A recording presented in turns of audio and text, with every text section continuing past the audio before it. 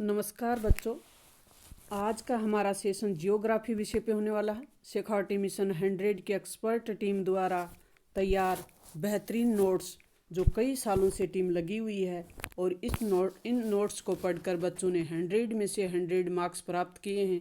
तो आज हम भी तैयार करते हैं अपना जियोग्राफी विषय। अपना जो पहला पाठ है वो 4 नंबर का है, मानव भूगोल प्रकृति एवं विषय। अति लघुत्रात्मक वस्तुनिष्ठ प्रश्न है। निम्नलिखित में से कौन सा भौगोलिक सूचना का स्रोत नहीं है? तो प्राचीन यात्रियों का विवरण है, प्राचीन मानचित्र भी है, प्राचीन महाकाव्य भी हैं। जो चंद्रमा के चट्टानों वाला है ये अपना नहीं है, नहीं पूछा गया है, तो चंद्रमा की चट्टानों वाला नहीं है। निम्नलिखित में से कौन सा आर्थिक भूगोल का उपक्षेत्र नहीं है? ये भी नहीं में है प्रश्न। आर्थिक भूगोल का क्षेत्र नहीं है। संसाधन भूगोल है, कृषि भूगोल भी है, पर्यटन भूगोल भी है, सैन्य भूगोल वाला नहीं है। मानव भूगोल के जनक कौन हैं? रैटजेल। तो रैटजेल की परिभाषा किसी भी तरीके से पूछी जा सकती है, तो रैटजेल की परिभाषा ये भी पूछी जा सकती है। मानव भूगोल के बारे में रैटजेल की क्या परिभाषा है?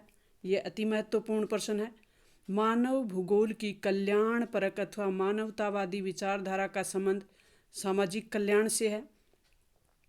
निम्नलिखित में से कौन सा एक लोगों और पर्यावरण के बीच अन्योन्य क्रिया का सर्वाधिक महत्वपूर्ण कारक है? बुद्धिमत्ता वाला कारक है। अन्योन्य क्रिया वाला किसके बीच? लोगों और पर्यावरण के बीच, या कहें कि मानव और पर्यावरण के बीच जो अन्योन्य क्रिया का सर्वाधिक महत्वपूर्ण कारक है वो मानव बुद्धिमत्ता है। निम्नलिखित में से कौन सा मानव भूगोल का उपागम नहीं है? मानव भूगोल का उपागम नहीं है, वो चुनना है। मानव भूगोल का उपागम नहीं है, वो चुनना है। तो क्षेत्रीय भिन्नता भी है, स्थानीय संगठन भी हैं, अन्वेषण और वर्णन भी है। तो हमारा मात्रात्मक जो क्रांति है वो नहीं है। मानव ने प्रकृति के आदेशों के अनुसार अपने आप को ढाल लिया। इस प्रकार आदिम मानव समाज और प्रकृति की प्रबल शक्तियों के बीच अन्योन्य क्रिया को पर्यावरणीय निश्चयवाद कहा गया। पर्यावरणीय निश्चयवाद किसे कहते हैं? ऐसे भी परिभाषा पूछी जा सकती है। अति महत्वपूर्ण प्रश्न है। भूगोल में उत्तर आधुनिकतावाद एक विचारधारा थी। उत्तर आधुनिकतावाद एक विचारधारा थी जो 90 के दशक में आई थी। तो भूगोल में ये कब आई? 1990 में आई। मानव भूगोल में कब आई? 1990 में आई। राजनीतिक भूगोल के 2 उपक्षेत्र कौन से हैं? निर्वाचन भूगोल और सैन्य भूगोल। ये अपने भूगोल के राजनीतिक उपक्षेत्र हैं। आमूलवादी विचारधारा जो कि परिवर्तन पे जोर देती है ने निर्धनता के कारण बंधन और सामाजिक असमानता की व्याख्या के लिए कौन से सिद्धांत का उपयोग किया? मार्क्स सिद्धांत का।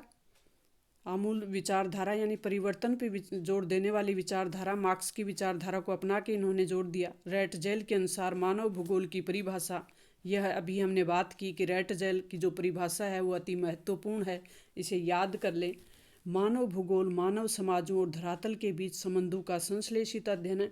ये ऑब्जेक्टिव में भी आ सकता है या 1 नंबर वाले प्रश्नों में भी पूछा जा सकता है। एलन की सैंपल के अनुसार मानव भूगोल की परिभाषा दीजिए। मानव भूगोल अस्थिर पृथ्वी और क्रियाशील मानव के बीच परिवर्तनशील संबंधों का अध्ययन है। पर्यावरणीय निश्चयवाद किसे कहा गया है? आरंभिक अवस्थाओं में मानव प्राकृतिक पर्यावरण से प्रभावित होकर प्रकृति के आदेशों के अनुसार अपने आप को ढाल लिया और इसी आदिम समाज और प्रकृति की प्रबल शक्तियों के बीच अन्योन्य क्रिया को पर्यावरणीय निश्चयवाद कहा गया। ये पर्यावरणीय निश्चयवाद की परिभाषा भी आप अच्छे से ध्यान रखें। संभववाद क्या है? इसके जनक कौन है? संभववाद मानव सामाजिक और सांस्कृतिक विकास के साथ अधिक सक्षम प्रौद्योगिकी यानी तकनीक का विकास करते हैं। दूसरे प्रकृति अवसर प्रदान करती है और मानव इसका उपयोग करता है तथा धीरे धीरे प्रकृति का मानवीकरण हो जाता है। इसे ही संभववाद नाम दिया गया है। संभववाद के जनक पॉल विडोल डी लाभांश हैं। तो आप इन्हें भी याद रखें। प्रश्न ये भी मोस्ट इम्पोर्टेंट है। नव निश्चयवाद अति महत्वपूर्ण संकल्पना है। ये संकल्पना किसने प्रस्तुत की है? नव निश्चयवाद, पहले तो इसका अर्थ देखें। इसके अनुसार न पर्यावरणीय निश्चयवाद की दशा है और न ही संभववाद की दशा है। इसका कार्य है प्राकृतिक नियमों का पालन करके हम प्रकृति पर विजय प्राप्त कर सकते हैं। ये परिभाषा ये संकल्पना यानी ये कॉन्सेप्ट किसने दिया है? ग्रिफ्थ टेलर ने। ग्रिफ्थ टेलर ने नव निश्चयवाद की संकल्पना दी है। तो ये याद रखें। ये ऑब्जेक्टिव भी पूछा जा सकता है, वैसे भी 1 नंबर वाले में पूछा जा सकता है। सामाजिक भूगोल के 3 उपक्षेत्र बताने हैं। सामाजिक कल्याण का भूगोल, सांस्कृतिक कल्याण भूगोल और आर्थिक। सामाजिक भूगोल के 3 जो क्षेत्र हैं वो कौन से हैं? व्यवहारवादी भूगोल, सामाजिक कल्याण का भूगोल और सांस्कृतिक भूगोल, ये 3 क्षेत्र हैं। आर्थिक भूगोल के 3 उपक्षेत्र कौन से हैं? संसाधन भूगोल, कृषि भूगोल और पर्यटन भूगोल, ये आर्थिक भूगोल के 3 उपक्षेत्र हैं। विश्व जनसंख्या वितरण, घनत्व और वृद्धि, ये 2 नंबर का चैप्टर है हमारा। निम्न में से किस महाद्वीप में जनसंख्या वृद्धि सर्वाधिक है? जनसंख्या वृद्धि सर्वाधिक पूछी गई है। जनसंख्या घनत्व अलग होती है, जनसंख्या वृद्धि अलग होती है। किस महाद्वीप में सर्वाधिक जनसंख्या वृद्धि है? तो अफ्रीका महाद्वीप इसके लिए प्रसिद्ध है कि इसमें सर्वाधिक जनसंख्या वृद्धि होती है। निम्न में से कौन सा एक विरल जनसंख्या वाला क्षेत्र नहीं है? विरल जनसंख्या, एक होती है संघन जनसंख्या, एक होती है विरल जनसंख्या। तो संघन जनसंख्या जिसमें ज़्यादा जनसंख्या रहती हो उसे कहेंगे, और विरल जनसंख्या जिसमें कम जनसंख्या रह रही हो तो अटाकामा नहीं है। दक्षिणी पूर्वी एशिया विरल जनसंख्या वाला क्षेत्र नहीं है। नहीं वाला छांटना है अपन को। अटाकामा में तो है, जनसंख्या विरल है। भूमध्य सागरीय प्रदेश है, ध्रुवीय प्रदेश है, इनमें भी है। दक्षिणी पूर्वी एशिया का जो क्षेत्र है इसमें विरल जनसंख्या नहीं है। विश्व में सर्वाधिक जनसंख्या घनत्व वाला देश सिंगापुर, जनसंख्या घनत्व वाला देश पूछा गया है तो ये सिंगापुर है।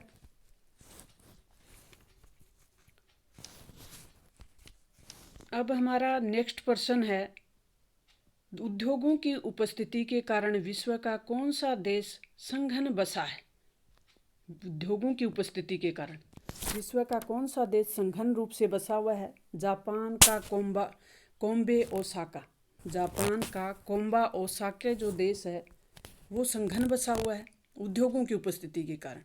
निम्न में से कौन सा प्रतिकर्ष कारक नहीं है? प्रतिकर्ष कारक जल अभाव होता है। प्रतिकर्ष कारक पहले हमें पता होना चाहिए। कारक 2 प्रकार के होते हैं, उनमें से प्रतिकर्ष कारक कौन सा है जिसके कारण लोग उस जगह को छोड़ने के लिए मजबूर हो जाते हैं, छोड़ देते हैं? तो प्रतिकर्ष कारक जल अभाव वाला भी होता है, बेरोजगारी भी होती है, महामारियां भी होती हैं। तो चिकित्सा और शिक्षा की जो सुविधाएं हैं वो नहीं होता है। तो वही पूछा गया है कि कौन सा नहीं है। नहीं शब्द पे ध्यान दें। यूँ नहीं कि जल अभाव ये हमारा पड़ा हुआ होता है कि ये प्रतिकर्ष कारक हैं तो हम झट लगा दें, ये गलत हो जाएगा। इससे नहीं शब्द पे जोड़ दिया गया है यहाँ, तो नहीं शब्द को ध्यान रखें और उत्तर दें। विश्व जनसंख्या को 5 अरब से 6 अरब होने में कितना समय लग गया था? विश्व जनसंख्या को 5 अरब से 6 अरब होने में यानी 1 अरब बढ़ने में 12 वर्ष लग गए थे। विश्व की जनसंख्या को 12 वर्ष लग गए थे 5 अरब से 6 अरब होने में। विश्व की 90% जनसंख्या कितने प्रतिशत स्थल भाग पे निवास करती है? 10% भाग पे 90% जनसंख्या निवास कर जाती है। विश्व में सर्वाधिक जनसंख्या वाला महाद्वीप बताना है एवं देश कौन सा है? तो महाद्वीप एशिया हो गया और देश है वो चीन है। विश्व का सर्वाधिक जनसंख्या वाला देश चीन है, महाद्वीप एशिया है। भूमध्य सागरीय प्रदेश में जनसंख्या घनत्व का क्या कारण है? वहाँ सुखद जलवायु है, इसलिए भूमध्य सागरीय प्रदेश में जनसंख्या अधिक है। अफ्रीका की कटांगा, जाम्बिया, तांबा पेटी की जनसंख्या संघन क्यों है? ये मिलान वाले प्रश्न में भी आ सकता है कि अफ्रीका की कटांगा, जाम्बिया, तांबा पेटी, यानी कटांगा, जाम्बिया, तांबा पेटी को मिलान कीजिए। किस महाद्वीप से है? अफ्रीका में। ये तांबा खनन से उत्पन्न रोजगार के कारण यहाँ जनसंख्या है वो गहरी बसी हुई है, संघन बसी हुई है। जनसंख्या वृद्धि किसे कहते हैं? किसी क्षेत्र में निश्चित अवधि के दौरान बसे हुए लोगों की जो संख्या होती है, संख्या में वृद्धि होती है, उसे जनसंख्या वृद्धि कहते हैं। जनसंख्या की वास्तविक वृद्धि क्या है? जनसंख्या वास्तविक वृद्धि जन्म मृत्यु प्लस आप्रवास माइनस उत्प्रवास। आप्रवास किसे कहते हैं? प्रवासी जो किसी एक स्थान पे जाते हैं आप्रवासी कहलाते हैं। उत्प्रवास किसे कहते हैं? प्रवासी जो एक स्थान से बाहर निकल जाते हैं या चले जाते हैं, उसे उत्प्रवासी कहते हैं। तो वास्तविक जनसंख्या वृद्धि का सूत्र ज्ञात कर लें। जन्म मृत्यु प्लस आप्रवास माइनस उत्प्रवास, यानी निकलने वाले लोगों को घटा दें, जन्म मृत्यु और आप्रवास वालों को जोड़ लें और उत्प्रवास वाले यानी जो वहाँ से निकले हैं उनको घटा दें। ये अपना जनसंख्या का वास्तविक वृद्धि दर वाला सूत्र हो जाएगा। जनसंख्या के प्रतिकर्ष कारक कौन से हैं? हमने पीछे भी कारक पढ़े हैं प्रतिकर्ष वाला कि कौन सा कारक नहीं है वो छांटा था हमने। अब प्रतिकर्ष कारक हमें पता होना चाहिए कि बेरोजगारी, रहन सहन की निम्न दशा, राजनीतिक उपद्रव या प्रतिकूल जलवायु या प्राकृतिक आपदा, महामारी या सामाजिक आर्थिक पिछड़ापन, ये सब जो कारक हैं ये प्रतिकर्ष कारक होते हैं। यानी जिसके कारण इन सब दशा, ये अगर किसी स्थान पे दशाएं उत्पन्न हो जाती हैं तो वहाँ से लोगों को अपनी जगह छोड़नी पड़ती है। राजनीतिक उपद्रव हो जाए, रहन सहन की दशा है वो सही नहीं हो, निम्न हो, प्रतिकूल जलवायु हो जाए यानी जलवायु प्रतिकूल हो जाए, प्राकृतिक विपदा आ जाए, कोई बाढ़ आ जाए, भूकंप आ जाए आदि, महामारी आ जाए, कोई महामारी फैल जाए तो भी लोगों को वहाँ से जगह छोड़नी पड़ती है। सामाजिक आर्थिक पिछड़ापन हो जाए तो भी जगह छोड़नी पड़ती है और इसे कहते हैं जनसंख्या का प्रतिकर्ष कारक। जनसंख्या के अपकर्ष कारक कौन से हैं? जहाँ अच्छी व्यवस्था होगी, लोग रहना पसंद करेंगे, शांति और स्थायित्व होगा, जीवन और संपत्ति की सुरक्षा होगी, जलवायु अनुकूल होगी तो वहाँ लोग रहेंगे, उसे कहेंगे अपकर्ष कारक। विश्व की अनुमानित जनसंख्या वृद्धि 2010 से 15 में कितनी रही? 1.2%। जनसंख्या घनत्व का सूत्र देखिए, जनसंख्या बटा क्षेत्रफल। जनसंख्या में क्षेत्रफल का भाग दे देंगे तो जनसंख्या घनत्व आ जाएगा। ये आपको याद होना चाहिए। निबंधात्मक हमारे प्रश्न है, विश्व में जनसंख्या वितरण को प्रभावित करने वाले कारक। जनसंख्या को वितरण को प्रभावित करने वाले कारक कौन से हैं? जल की उपलब्धता। प्रश्न को समझने की कोशिश करें। विश्व में जनसंख्या वितरण को प्रभावित करने वाले कारक यानी जनसंख्या ज़्यादा या कम कैसे होती है? भौगोलिक कारक, जल की उपलब्धता, भू आकृति, जलवायु, वहाँ की मिट्टी उपजाऊ है कि नहीं है, वहाँ की जलवायु अच्छी है कि नहीं है, ठंडी है कि गर्म है, भू आकृति, वहाँ समतल मैदान है या उबड़ खाबड़ पहाड़ियाँ हैं, किस प्रकार की जलवायु भू आकृति है। तो समतल मैदानी लोगों में लोग ज़्यादा बसेंगे और उबड़ खाबड़ जो धरती होगी, पर्वतीय जगह होगी तो वहाँ कम बसेंगे। जल की उपलब्धता अच्छी होगी तो वहाँ लोग बसने के लिए प्राथमिकता देंगे और वहाँ लोग ज़्यादा बसेंगे। वहाँ पशुओं को, फसलों को, उद्योगों को आदि को पानी की उपलब्धता रहेगी। जैसे नदी घाटियों में सबसे संघन बसे हुए क्षेत्र हैं। जलवायु बता दिया ठंडा गर्म होगा, तो उस हिसाब से यानी भूमध्य सागरीय प्रदेश में सबसे ज़्यादा जो जनसंख्या है तो उसका कारण यही है कि वहाँ सुखद जलवायु है। मृदाएँ, मिट्टी उपजाऊ होगी या अनुपजाऊ होगी, मृदा उपजाऊ होगी तो वहाँ कृषि आसानी से की जा सकती है, लोगों को खाद्यान्न में आसानी से उपलब्ध हो जाएगा, खाद्यान्न में आत्मनिर्भर रहेगा। आर्थिक कारक, खनिज, नगरीकरण, औद्योगिकरण, खनिज उपलब्ध होंगे तो वहाँ लोगों को रोजगार की सुविधाएं प्राप्त होंगी, जैसे कुशल और अर्धकुशल कर्मीहीन क्षेत्रों में पहुँचेंगे और जनसंख्या को संघन बना देंगे। अफ्रीका की कटांगा, जाम्बिया, तांबा पेटी जो अभी हमने पीछे देखी थी, अफ्रीका की जाम्बिया, कटांगा पेटी, इसका एक अच्छा उदाहरण है। नगरीकरण, नगर रोजगार के बेहतर अवसर उपलब्ध कराते हैं, शिक्षा और चिकित्सा की सुविधाएं उपलब्ध कराते हैं, वहाँ परिवहन की व्यवस्था अच्छी होती है, संचार की व्यवस्था भी बेहतर होती है तो लोग वह नगरों की तरफ जाना पसंद करते हैं। तो अच्छी नागरिक सुविधा और नगरीय जीवन के आकर्षण के कारण लोग नगरों में बसना पसंद करते हैं। इससे ग्रामीण क्षेत्र से नगरीय क्षेत्रों की ओर प्रवास बढ़ जाता है। औद्योगिकरण, औद्योगिक पेटियां रोजगार के अवसर उपलब्ध कराती हैं। अभी हमने पढ़ा अफ्रीका की जाम्बिया पेटी। औद्योगिक पेटियां रोजगार के अवसर उपलब्ध कराती हैं और बड़ी संख्या में लोगों को आकर्षित भी करती हैं। इससे केवल कारखानों के श्रमिक ही नहीं बल्कि परिवहन परिचालक, दुकानदार, बंक में काम करने वाले बंक कर्मी, डॉक्टर, अध्यापक और अन्य सेवा उपलब्ध कराने वाले लोग भी वहाँ जाना पसंद करते हैं। जापान का कोम्बा ओसाका प्रदेश उद्योग की उपस्थिति के कारण संघन बसा हुआ है, जो हमने ऊपर पढ़ा भी। सामाजिक एवं सांस्कृतिक कारक भी इसको प्रभावित करते हैं।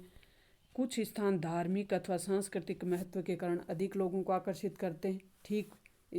ठीक इसी प्रकार लोग उन क्षेत्रों को छोड़कर चले जाते हैं जो सामाजिक और राजनीतिक अशांति हो। कई बार सरकारें लोगों को विरल जनसंख्या वाले क्षेत्रों में बसने अथवा भीड़ भाड़ वाले स्थानों से चले जाने के लिए प्रोत्साहित करती।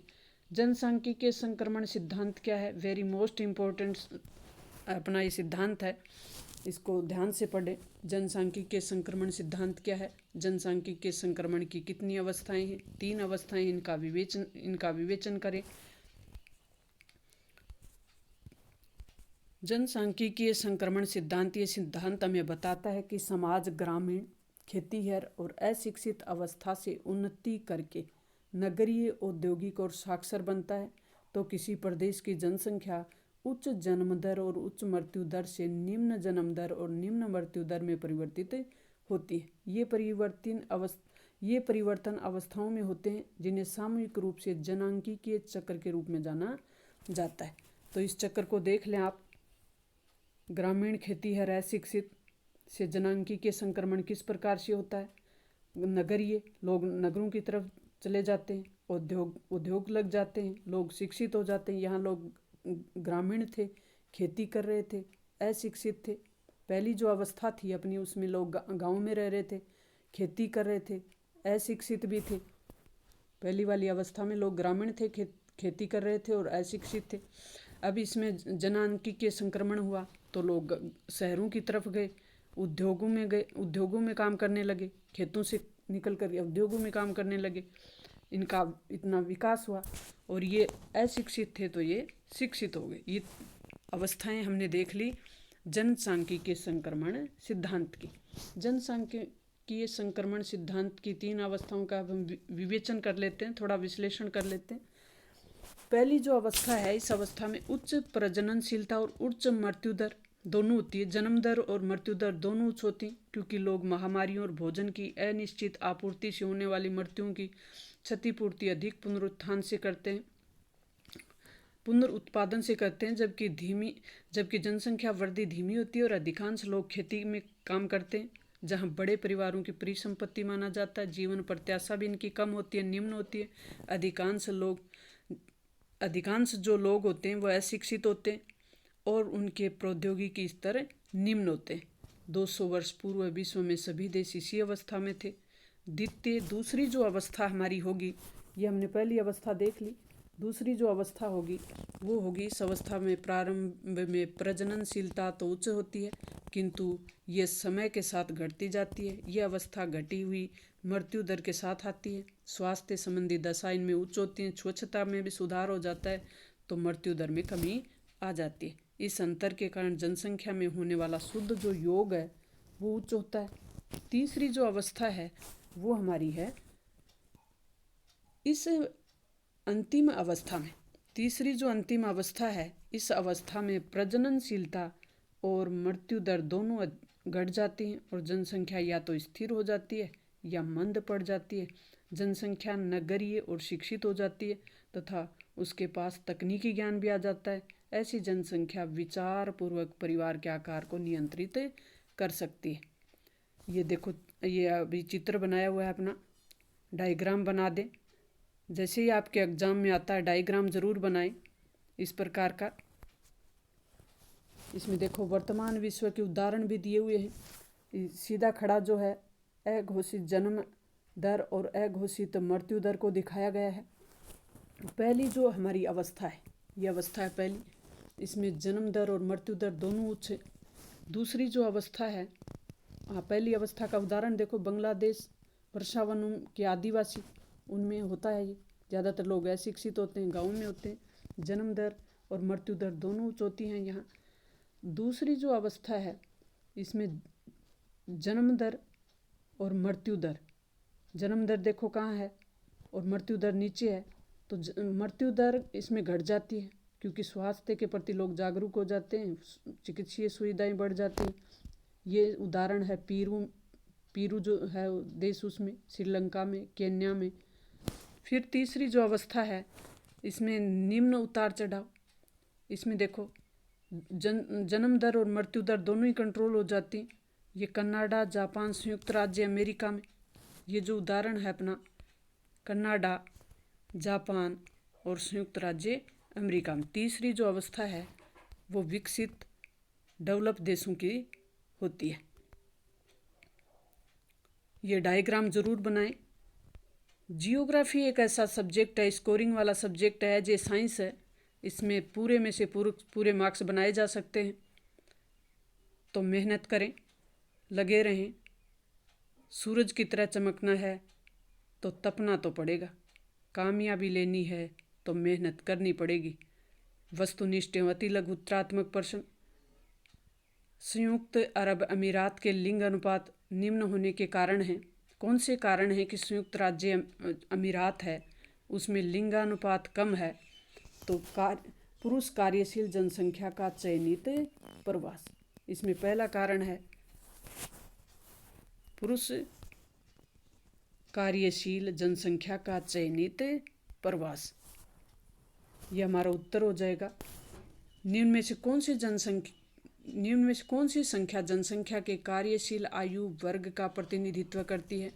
15 से 59 साल की जो आयु है ये कार्यशील आयु का प्रतिनिधित्व करती है। निम्न में से किस देश का लिंग अनुपात विश्व में सर्वाधिक है?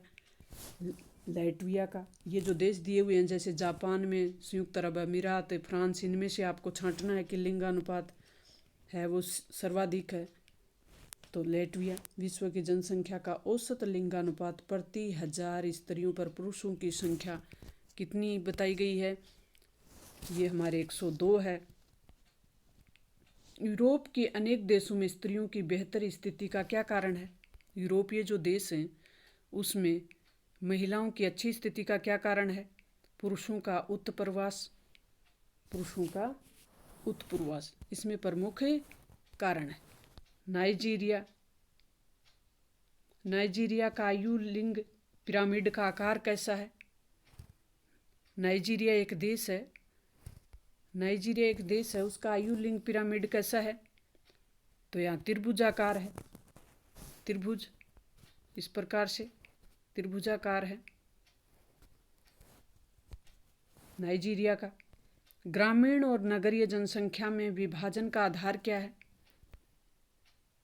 ग्रामीण और नगरीय जनसंख्या में विभाजन का आधार क्या है? आयु लिंग संगठन भी है, व्यवसायिक संरचना भी है, जनसंख्या का घनत्व भी है।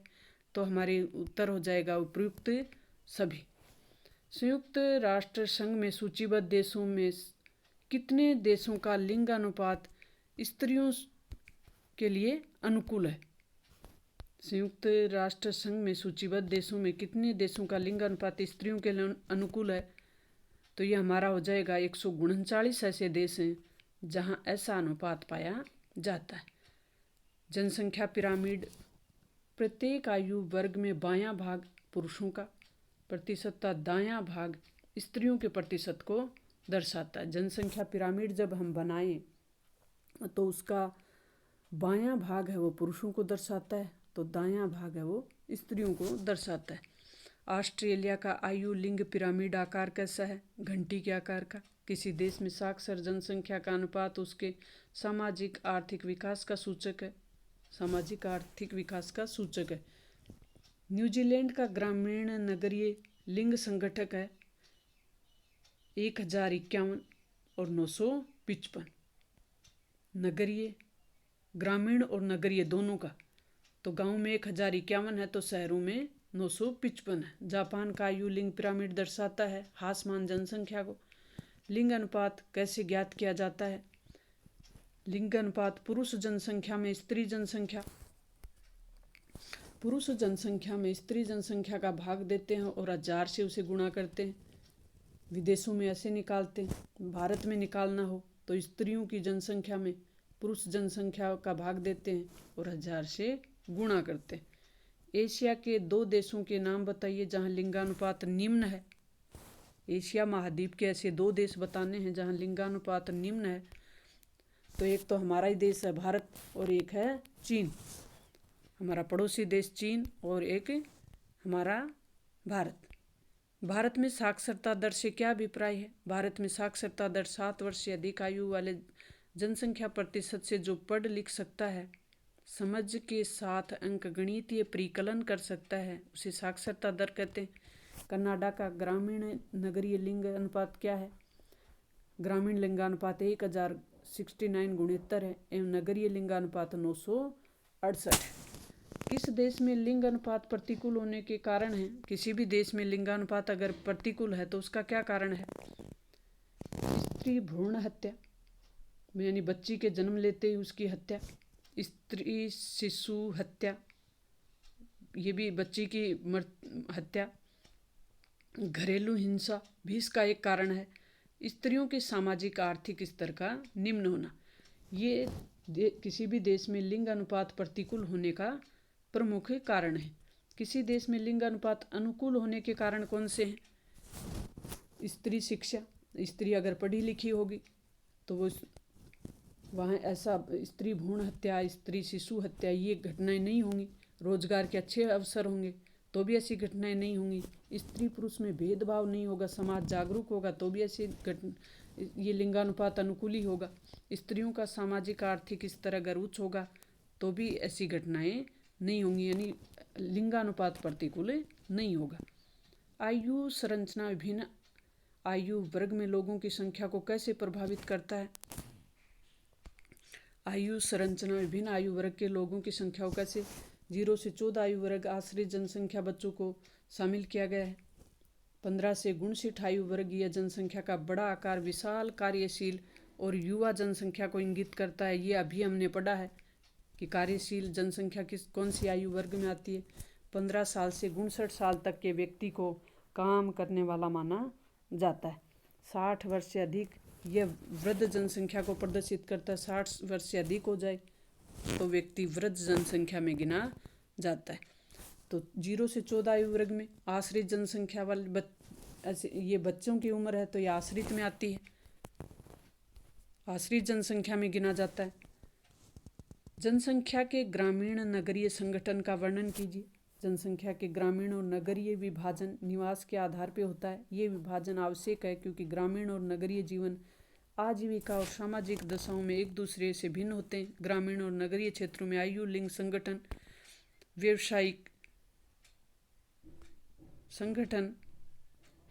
व्यावसायिक संरचना, जनसंख्या का घनत्व तथा विकास के स्तर अलग अलग होते हैं। ग्रामीण और नगरीय जनसंख्या में अंतर के मापदंड कौन से हैं? ग्रामीण जनसंख्या संगठन सामान्य रूप से ग्रामीण क्षेत्रों में होते हैं जिसमें लोग प्राथमिक क्रियाओं में संलग्न होते हैं। प्राथमिक क्रियाएं, द्वितीय क्रियाएं, तृतीय क्रियाएं और चतुर्थ क्रियाएं, ये 4 क्रियाएं होती हैं। प्राथमिक क्रियाएं कृषि संबंधी क्रियाएं होती हैं। जनसंख्या घनत्व कम होता है, रोजगार के अवसरों में कमी होती है, उत्प्रवास अधिक होता है। नगरीय जनसंख्या संगठन किस प्रकार का होता है? नगरीय क्षेत्र में होता है जिसमें अधिकांश कार्यशील जनसंख्या गैर प्राथमिक क्रियाओं में संलग्न होती है, यानी शहरों में कृषि संबंधी कार्य नहीं होते, गैर प्राथमिक कार्य होते हैं। जनसंख्या घनत्व उच्च होता है, रोजगार के अवसर यहाँ पर्याप्त होते हैं। तो ग्रामीण क्षेत्रों में रोजगार के अवसर कम होते हैं, इनका उल्टा है एकदम। आप्रवास भी अधिक होता है, जो गाँव में है वो आप्रवास, उत्प्रवास अधिक होता है। आप्रवास आकर बस जाना, उत्प्रवास यानी वहाँ से चले जाना। गाँव से लोग शहरों की तरफ चले जाते हैं और शहरों में आकर बस जाते हैं। ग्रामीण नगरीय लिंग संगठन, ग्रामीण और नगरीय लिंग संगठन अलग अलग देशों में भिन्न होता है। जैसे कनाडा और फिनलैंड एक देश है, वहाँ की बात की गई है। पश्चिमी यूरोपीय देशों ग्रामीण क्षेत्रों में स्त्रियों की अपेक्षा पुरुषों की संख्या अधिक है, जबकि नगरीय क्षेत्रों में स्त्रियों की संख्या पुरुषों की संख्या अपेक्षा अधिक है। इसका कारण नगरीय क्षेत्रों में रोजगार के अवसरों की अधिक संभावना के कारण महिलाओं का आगमन है। इसके विपरीत अफ्रीका और एशिया महाद्वीपों में क्रमशः जिम्बाब्वे तथा नेपाल, पाकिस्तान, भारत के ग्रामीण क्षेत्रों में स्त्रियों की संख्या पुरुषों से अधिक है, जबकि नगरीय क्षेत्रों में स्त्रियों की अपेक्षा पुरुषों की संख्या अधिक। इसका कारण ऐसे देशों में ग्रामीण क्षेत्रों में कृषि कार्यों में महिलाओं की सहभागिता काफ़ी ऊंची है, जबकि नगरीय क्षेत्रों में पुरुष प्रधान प्रवास के कारण लिंगानुपात पुरुषों के अनुकूल है।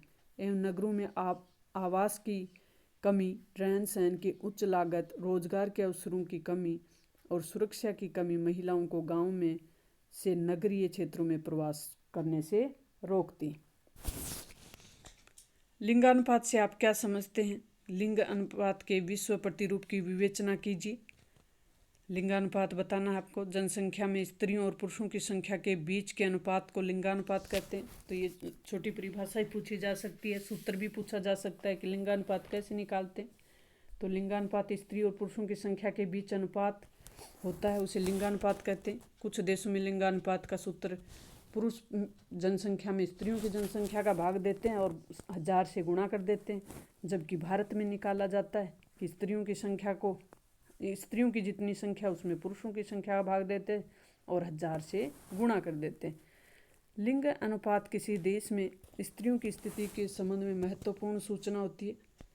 जिन देशों में लिंग भेदभाव अनियंत्रित होता है वहाँ लिंग अनुपात निश्चित रूप से स्त्रियों के प्रतिकूल ही होगा। इन क्षेत्रों में स्त्री भ्रूण हत्या, स्त्री शिशु हत्या और स्त्रियों के प्रति घरेलू हिंसा की प्रथा प्रचलित होगी। इसका एक कारण इन क्षेत्रों में स्त्रियों की सामाजिक आर्थिक स्तर भी निम्न होता है। जनसंख्या में अधिक स्त्रियों के होने का अर्थ ये नहीं है कि उनका स्तर बेहतर है। ये भी हो सकता है कि पुरुष रोजगार के लिए अन्य क्षेत्रों में प्रवास कर गए तो भी उस जगह पर स्त्रियों की संख्या अधिक हो सकती है। विश्व की जनसंख्या का औसत लिंगानुपात प्रति 1000 स्त्रियों पर 102 पुरुष है। विश्व की जनसंख्या का औसत लिंगानुपात प्रति 100 स्त्रियों पर, स्त्रियां 100 हैं तो वहाँ पुरुष 102 हैं। विश्व में उच्चतम लिंग अनुपात लैटविया में दर्ज किया गया है, जहाँ अभी हमने ऊपर पढ़ा है कि कहाँ दर्ज किया गया है। लैटविया में दर्ज किया गया है जहाँ प्रति 100 स्त्रियों पर 85 पुरुष हैं। इसके विपरीत निम्न लिंग अनुपात संयुक्त अरब अमीरात में दर्ज किया गया, जहाँ प्रति 100 स्त्रियों पर 311 पुरुष हैं। लिंग अनुपात के विश्व प्रतिरूप से विश्व के विकसित देशों में कोई अलग अंतर नहीं दिखाई पड़ता। संयुक्त राष्ट्र संघ द्वारा सूचीबद्ध 139 देशों में लिंग अनुपात स्त्रियों के लिए अनुकूल है, जबकि 77 देशों में ये प्रतिकूल है। तो अभी हमने ऊपर पढ़ा था कि कितने देशों में अनुकूल है संयुक्त राष्ट्र संघ के अनुसार और कितने देशों में प्रतिकूल है। 72 देशों में ये प्रतिकूल है। एशिया में लिंग अनुपात निम्न है। एशिया महाद्वीप में लिंग अनुपात निम्न है।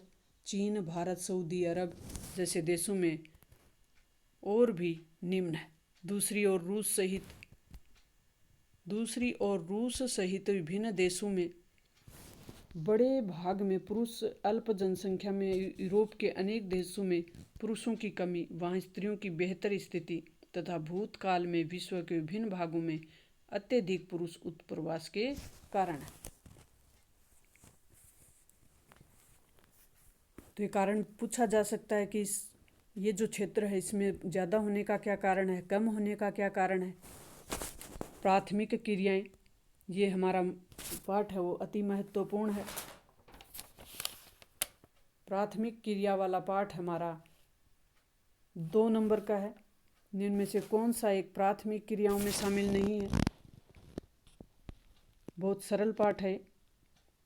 तो पशुपालन है, पशुचारण है, आखेट है, कृषि है, विनिर्माण नहीं है। प्राथमिक क्रियाएं हमें पता होना चाहिए। दूसरी क्रियाओं का पाठ हमारा अति महत्वपूर्ण होगा। तो विनिर्माण इसमें प्राथमिक क्रियाओं में नहीं आएगा। निम्न में से कौन सी फसल रोपण कृषि में सम्मिलित है?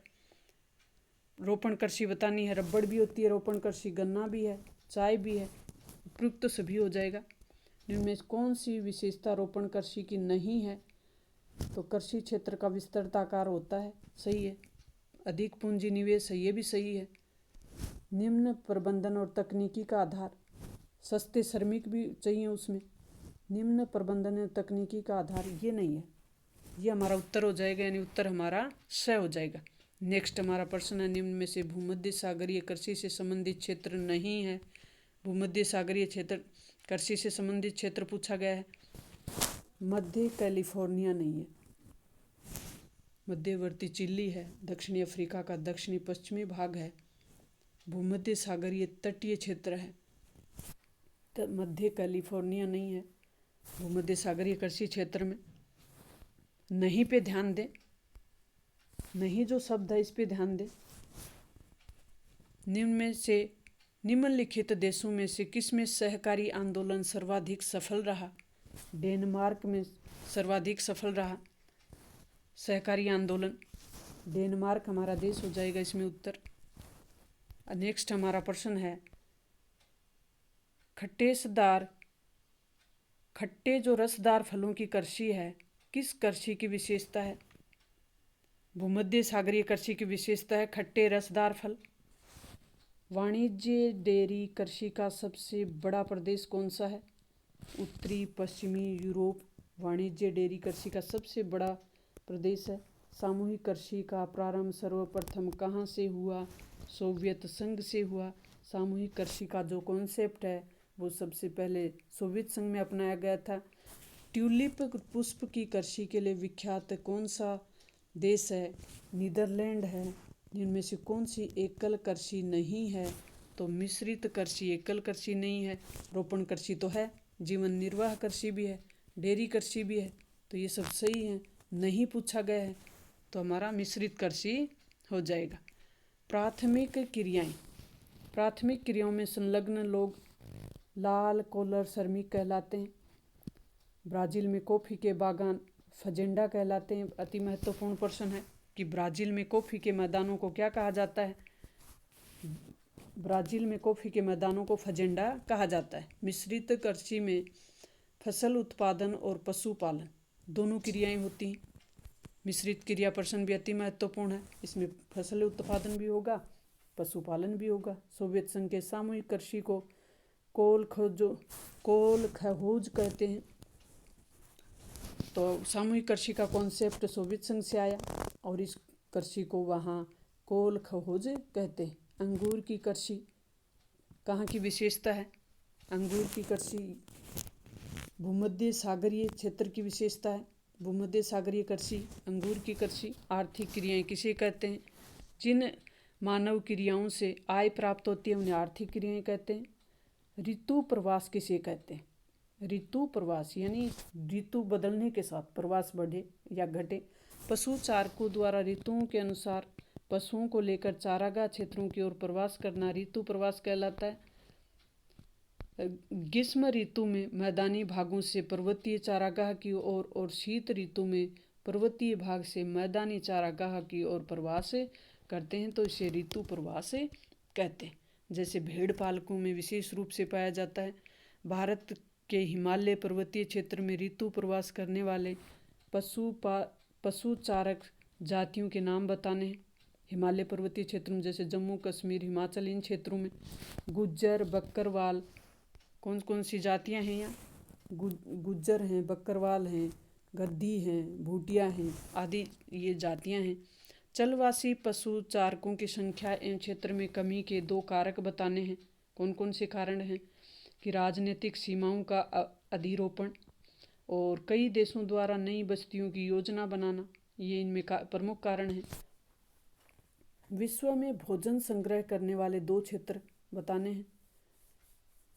उच्च अक्षांश के क्षेत्र और निम्न अक्षांश के क्षेत्र। उच्च अक्षांश वाले में उत्तरी कनाडा, उत्तरी यूरेशिया, दक्षिणी चिली। निम्न अक्षांश वाले में अमेजन बेसिन, उष्णकटिबंधीय अफ्रीका का क्षेत्र आदि आते हैं। पश्चिमी यूरोप या उत्तरी अमेरिका के औद्योगिक क्षेत्रों में की जाने वाली दो कृषि के नाम लिखने हैं, उद्यान कृषि और कारखाना कृषि।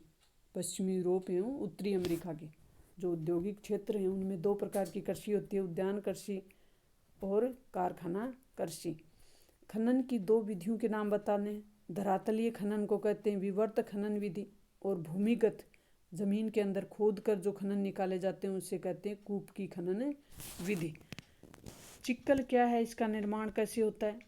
चिगम जो मुंह में चबाई जाती है उसका जो सफ़ेद भाग होता है उसे चिक्कल कहते हैं। और ये जैपोटा जो वृक्ष है उसके दूध से बनता है।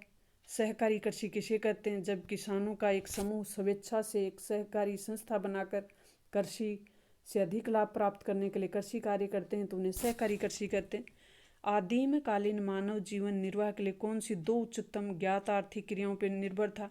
आखेट। आदिम काल यानी प्राचीन समय में मानव जीवन निर्वाह किनसे करता था? शिकार करके या भोजन इकट्ठा करके। खनन कार्य को प्रभावित करने वाले दो कारक, भौतिक कारक और आर्थिक कारक। भौतिक कारकों में खनिज निक्षेपों का आकार, श्रेणी और उपस्थिति की जो अवस्था होती है वो आते हैं। आर्थिक कारकों में खनिज की मांग, तकनीक और पूंजी आदि शामिल की जाती हैं। ट्रक कृषि किसे कहते हैं? कृषकों द्वारा उत्पादित सब्जियां को ट्रक द्वारा उत्पादन क्षेत्र से, जहां उत्पादन किया गया है उस क्षेत्र से बाजार तक की दूरी तय करके पहुंचाया जाता है तो इसे ट्रक कृषि कहते हैं। विकसित अर्थव्यवस्था वाले देश उत्पादन की खनन, प्रसंस्करण एवं शोधन कार्य से पीछे हट रहे हैं जबकि विकासशील देश नहीं। कारण बताना है।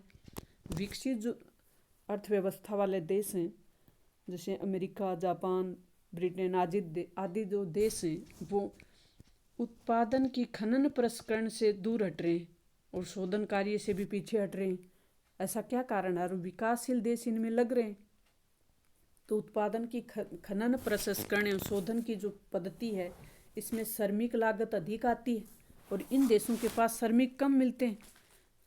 विकसित देशों के पास श्रमिक जनसंख्या वो कम उपलब्ध है जबकि विकासशील देशों के पास श्रमिक खूब है, संख्या में ज़्यादा है, तो वहाँ ये उपलब्ध हो जाते हैं, श्रमिक अधिक मिल जाते हैं, उपलब्ध हो जाते हैं, तो वहाँ खनन कार्य को अधिक महत्व दिया जाता है। प्राथमिक क्रियाएं किसे कहते हैं? इसमें कौन कौन से कार्यकलाप शामिल किए जाते हैं? प्राथमिक कृषि कार्य प्राथमिक क्रियाएं हैं।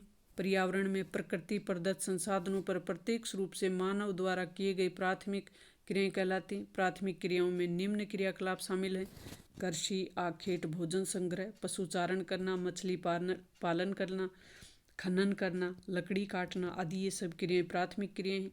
चलवासी पशुचारण एवं वाणिज्य पशुपालन में अंतर लिखना है। चलवासी पशुचारण और वाणिज्य पशुधन पालन ये जीवन निर्वाह आधारित व्यवसाय है। चलवासी जो पशुचारण है ये जीवन निर्वाह करने के लिए किया जाता है तो जीवन निर्वाह आधारित व्यवसाय है। पानी और चारागाह की जहाँ उपलब्धता होगी ये वहीं काम होगा। स्थानांतरित होते रहते हैं यानी जहाँ इनको पानी और चारागाह मिलेगा वहाँ ये चले जाते हैं। पशुओं पर विशेष ध्यान नहीं दिया जाता। प्रमुख क्षेत्र सहारा मरुस्थल, मध्य एशिया, यूरोप और एशिया के टुंड्रा प्रदेश इसके प्रमुख उदाहरण हैं। ये चलवासी पशुचारण का हमने पढ़ा। वाणिज्य पशुधन पालन से इसकी तुलना कर लेते हैं। वाणिज्य पशुधन जो पालन है वो व्यापार आधारित व्यवसाय लाभ के लिए किया जाता है। ये विस्तृत क्षेत्र में फैले स्थायी फार्मों में पशुओं को रख के किया जाता है। पशुओं पर वैज्ञानिक तरीके से देखभाल की जाती है।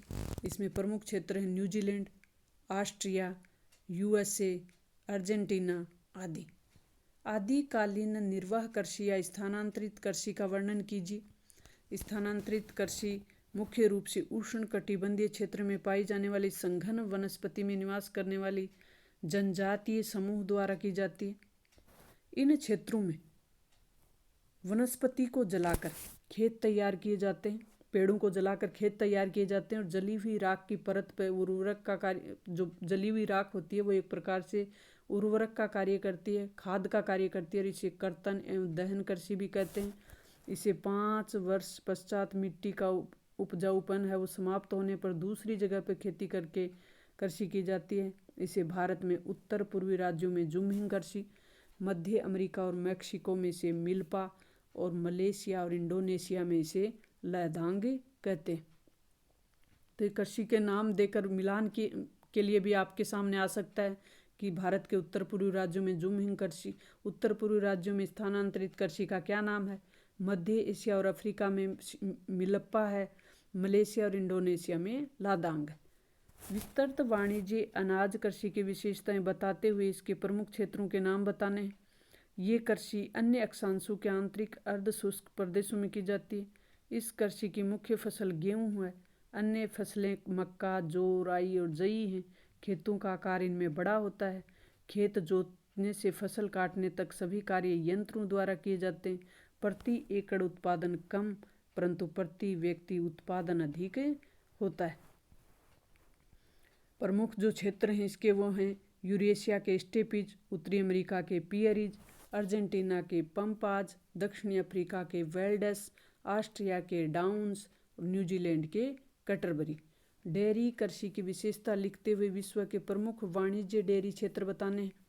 दुधारू पशुओं का पालन पोषण उन्नत और दक्ष तरीके से किया जाता है डेयरी कृषि में, क्योंकि इसमें तो दूध के लिए काम हो रहा है। इसमें पूंजी की अधिक आवश्यकता होती है। पशुओं के प्रजनन, स्वास्थ्य और पशु चिकित्सा पे अधिक ध्यान दिया जाता है। पशुओं की प्रजनन स्वास्थ्य का ध्यान रखा जाता है। पशु चिकित्सा पर भी अधिक ध्यान दिया जाता है। इसमें गहन श्रम की आवश्यकता होती है। डेयरी कृषि कार्य नगरीय और औद्योगिक केंद्रों के समीप किया जाता है, क्योंकि ये क्षेत्र ताज़ा दूध एवं डेयरी उत्पादन के अच्छे बड़े बाजार होते हैं। प्रमुख जो क्षेत्र हैं वो हैं उत्तरी पश्चिमी यूरोप, कनाडा, न्यूजीलैंड, दक्षिणी पूर्वी ऑस्ट्रिया आदि, ऑस्ट्रेलिया आदि। द्वितीय क्रियाएं, द्वितीय क्रिया का जो पाठ है हमारा वो 5 नंबर का है। तो द्वितीय क्रिया वाले पाठ को हम ध्यान से पढ़ते हैं। निर्माण की सबसे छोटी इकाई। उद्योग दिए हुए हैं, कुटीर उद्योग, लघु उद्योग, वृहत उद्योग। तो निर्माण की सबसे छोटी इकाई हमें बतानी है। तो हमारे कुटीर उद्योग हैं वो निर्माण की सबसे छोटी इकाई होती है। रूहर कोयला क्षेत्र कौन से देश में स्थित है? तो इसके लिए कौन सा देश प्रसिद्ध है? Japan, Italy, France. ये जर्मनी प्रसिद्ध है रूहर कोयला क्षेत्र के लिए। तो वैसे भी पूछा जा सकता है कि रूहर कोयला क्षेत्र कहाँ पाया जाता है? जर्मनी में। निम्न में से आधारभूत उद्योग कौन सा है? लौह इस्पात उद्योग को आधारभूत उद्योग कहते हैं। संयुक्त राज्य अमेरिका का कौन सा क्षेत्र जंग के कटोरा के नाम से प्रसिद्ध है? तो ये संयुक्त राज्य अमेरिका का पीटर्सबर्ग जो क्षेत्र है, जंग के कटोरा जो लौह इस्पात उद्योग का प्रमुख केंद्र है, जंग के कटोरा के नाम से भी प्रसिद्ध है। कौन सी अर्थव्यवस्था में उत्पादन का स्वामित्व है वो व्यक्तिगत होता है? ये पूंजीवादी अर्थव्यवस्था में होता है। रसायन आधारित उद्योग हैं, पेट्रोलियम भी है, नमक गंधक भी है, ये रसायन वाले हैं। कृत्रिम रेशे भी होते हैं, प्लास्टिक निर्माण भी है। तो ये उपरोक्त तो सभी हो जाएगा रसायन उद्योग में। नेक्स्ट हमारा प्रश्न है पशु आधारित उद्योग है।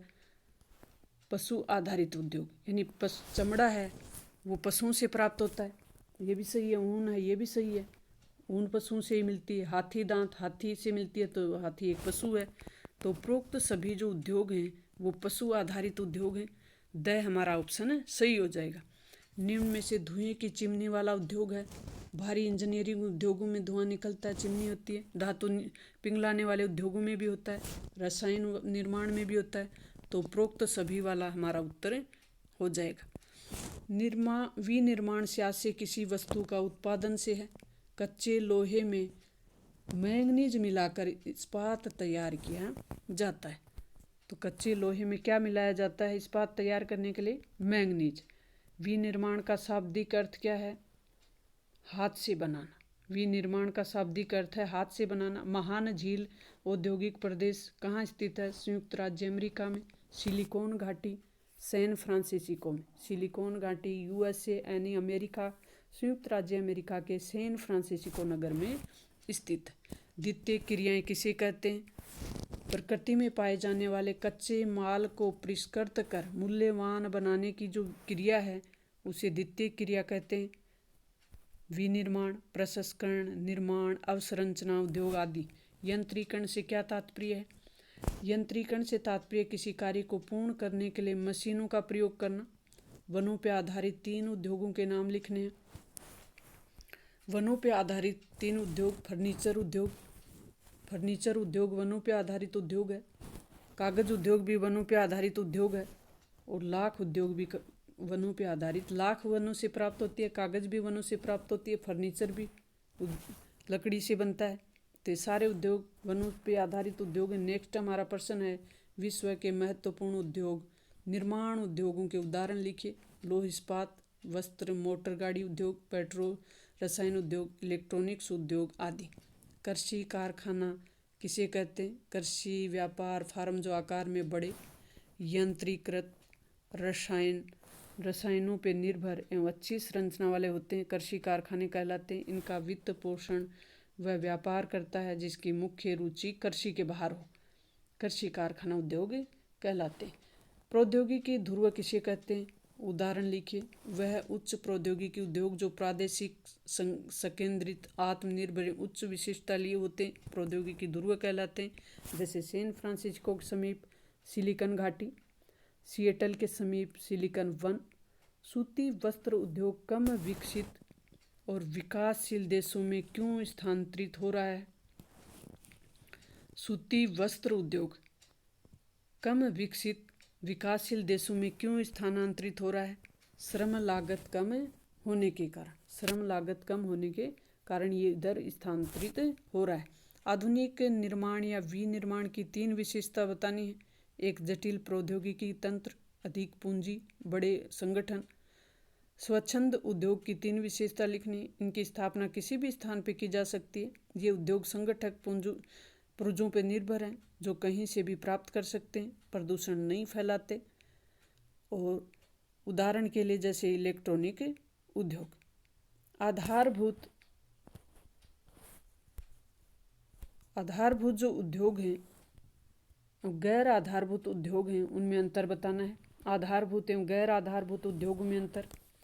ये वे उद्योग जिनके उत्पादन को अन्य वस्तुएं बनाने के लिए कच्चे माल के रूप में प्रयोग में लाया जाता है, आधारभूत उद्योग कहलाते हैं। जैसे लौह इस्पात उद्योग आधारभूत उद्योग। अभी ऊपर भी आया है कि आधारभूत उद्योग कौन सा होता है। लौह इस्पात उद्योग इसे कच्चे माल के रूप में अन्य वस्तुएं बनाने के लिए काम में लेते हैं। ये उद्योग जिनसे उत्पादित सामान प्रत्यक्ष रूप से उपभोक्ता द्वारा उपयोग किया जाता है, गैर आधारभूत उद्योग कहलाते हैं। जैसे बिस्किट, चाय, साबुन आदि। परंपरागत वृहद उद्योग प्रदेश की पहचान के 3 बिंदु लिखने। रोजगार की अधिक उपलब्धता, पर्यावरण, प्रदूषण। नेक्स्ट हमारा ये इसके परंपरागत वृहद औद्योगिक प्रदेश की पहचान के 3 बिंदु, रोजगार की अधिक उपलब्धता, पर्यावरण, प्रदूषण और उच्च गृह घनत्व। ये 3 पॉइंट हुए। नेक्स्ट हमारा प्रश्न है, उच्च प्रौद्योगिकी उद्योग की 3 विशेषता बताइए। गहन शोध एवं विकास द्वारा उन्नत वैज्ञानिक इंजीनियरिंग उत्पादों का निर्माण, उच्च दक्ष एवं विशिष्ट व्यावसायिक श्रमिकों का योगदान अधिक होता है। इसमें यंत्र, मानव, कंप्यूटर आधारित डिजाइन तथा निर्माण, धातु पिघलाने, शोधन के इलेक्ट्रॉनिक यंत्र आदि कार्य सम्मिलित हैं। स्वामित्व के आधार पर उद्योगों का वर्गीकरण कीजिए।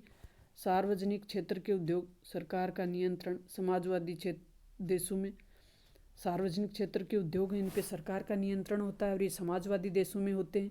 निजी क्षेत्र के जो उद्योग होते हैं, इनमें व्यक्तिगत निवेशकों का नियंत्रण होता है वो अधिक होता है, पूंजीवादी देशों में होते हैं।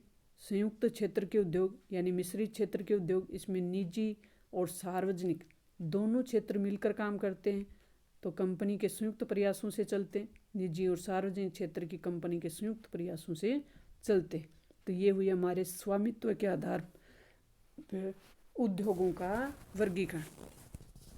3 प्रकार के उद्योग वे स्वामित्व के आधार पर सार्वजनिक, निजी और संयुक्त। प्राथमिक एवं द्वितीय क्रियाओं में 3 अंतर लिखना है। प्राथमिक क्रियाएं पर्यावरण के से प्राप्त पदार्थों का सीधा उपयोग किया जाता है, जैसे कृषि कार्य, पशुपालन, मछली पालन। प्राप्त उत्पाद कम मूल्यवान होते हैं, कम पूंजी की आवश्यकता होती है इनमें। द्वितीय क्रियाएं पर्यावरण से प्राप्त पदार्थों को परिष्कृत करके उपयोग किया जाता है, जैसे उद्योगों में विनिर्माण किया जाता है। यहाँ प्राप्त उत्पाद अधिक मूल्यवान होते हैं, अधिक पूंजी की आवश्यकता होती है यहाँ, जैसे विनिर्माण, प्रसंस्करण। आकार के आधार पर उद्योगों का वर्गीकरण। कुटीर उद्योग, लघु उद्योग, वृहद उद्योग। आकार के आधार पर उद्योग 3 प्रकार के होते हैं। लघु उद्योग, कुटीर उद्योग और वृहद उद्योग। सबसे छोटे उद्योग होते हैं कुटीर उद्योग। स्थानीय कच्चे माल का उपयोग परिवार के सदस्य ही श्रमिक के रूप में कार्य कर लेते हैं। अधिक पूंजी की आवश्यकता नहीं होती, जैसे खाद्य पदार्थ बनाना, कोई अचार वगैरह बनाना, चटाई बनाना, बर्तन बनाना, औजार बनाना, ये कुटीर उद्योग में आ जाते हैं। लघु उद्योग कारखाना घर के बाहर होता है। अर्धकुशल श्रमिक, इसमें अर्धकुशल जो श्रमिक हैं वो और यंत्रों का उपयोग भी होता है। स्थानीय लोगों को रोजगार उपलब्ध होता है। कूलर बनाना, जैसे चमड़ा उद्योग, एल्यूमिनियम की सामग्री बनाना आदि। वृहद उद्योग होता है, ये बड़े उद्योग होते हैं, इनमें विशाल बाजार, कुशल श्रमिकों की आवश्यकता पड़ती है। इसके निकट बाजार बड़ा हो, कुशल श्रमिक हो, इसमें विभिन्न प्रकार का कच्चा माल और उच्च तकनीक की भी आवश्यकता होती है। अधिक पूंजी की आवश्यकता होती है, अधिक उत्पादन होता है। जैसे लौह इस्पात उद्योग, सूती वस्त्र उद्योग और चीनी उद्योग, ये वृहद उद्योगों में गिने जाते हैं। कच्चे माल पे आधारित उद्योगों का वर्गीकरण कीजिए। मोस्ट इम्पोर्टेंट प्रश्न है ये भी। कच्चे माल के आधार पे कृषि आधारित उद्योग,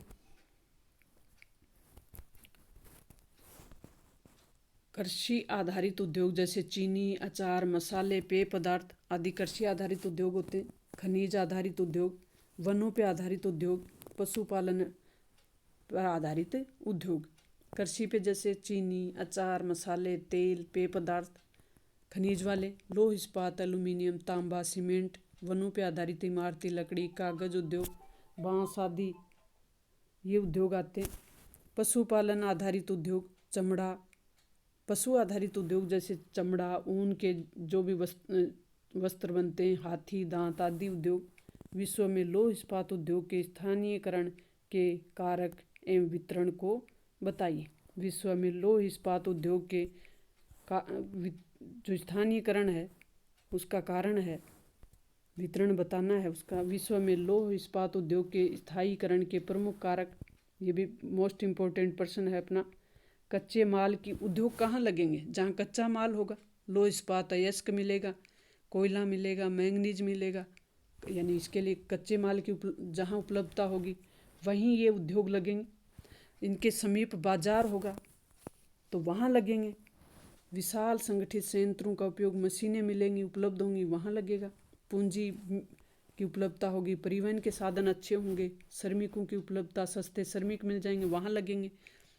तो इसके लिए संयुक्त राज्य अमेरिका, उत्तर एल्पेशियन प्रदेश जैसे पीटर्सबर्ग हमने पढ़ा पीछे, महान झील क्षेत्र शिकागो, गैरी, क्वींसलैंड, लोरेन, बैफलो, एटलांटिक तट जैसे स्पैरोज पॉइंट, मॉरिस विले आदि। ग्रेट ब्रिटेन में बर्मिंघम, शेफील्ड।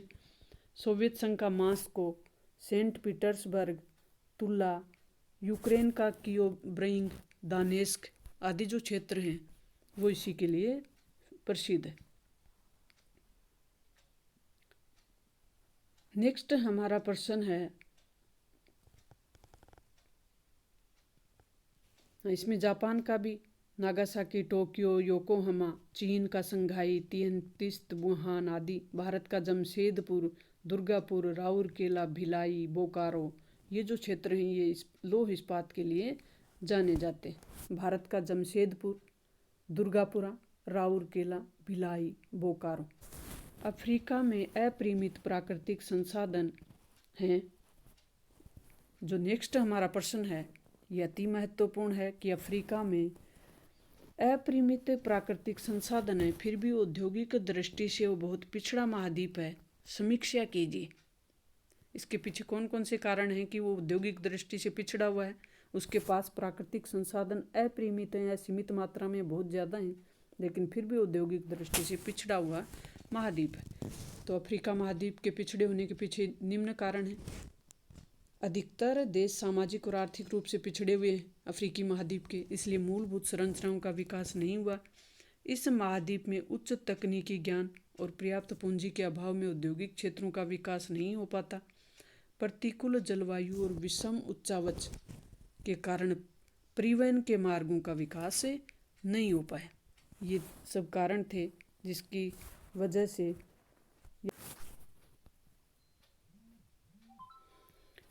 आज का हमारा सेशन जियोग्राफी विषय पे रहा। ये हमारा पहला वीडियो पूरा हुआ। 4 वीडियो और जल्दी मिलेंगे आपको। इसके लिए चैनल को लाइक शेयर सब्सक्राइब कर लें, ताकि जो भी वीडियो मिले, जो भी वीडियो आए उसका नोटिफिकेशन आपको तुरंत मिल जाए।